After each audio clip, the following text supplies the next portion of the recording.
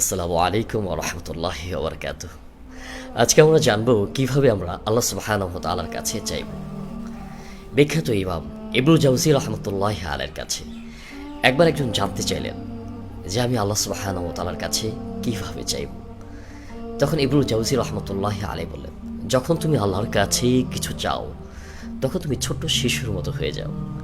সে মানুষটি আবার জিজ্ঞেস করলেন, ছোট্ট শিশুর মতো হয়ে যাব, আসলে এই বিষয়টা কি? তখন ইবনুল জাওযী রাহমাতুল্লাহি আলাইহি বললেন, একটা ছোট্ট শিশু সে যখন কিছু চায় তাকে যদি সেই জিনিসটা না দেওয়া হয় তো সেই শিশুটা ভ্যা করে কান্না করে দেয়। যতক্ষণ না তাকে সেই জিনিসটা দেওয়া হয় এই শিশু তার কান্না থামায় না। ঠিক তদ্রূপভাবে তুমিও এই শিশুর মতো কান্না করে দিবে যখন তুমি আল্লাহর কাছে কিছু চাইবে। আল্লাহ সুবহানাহু ওয়া তাআলা তোমাকে সেই জিনিসটা না দেওয়া পর্যন্ত তুমি তোমার কান্নাকে থামাবে না। একটা জিনিস মনে রাখা উচিত দরকার যে আল্লাহ সুবহানাহু ওয়া তাআলা তো আমাদের পিতা মাতার চাইতেও অনেক অনেক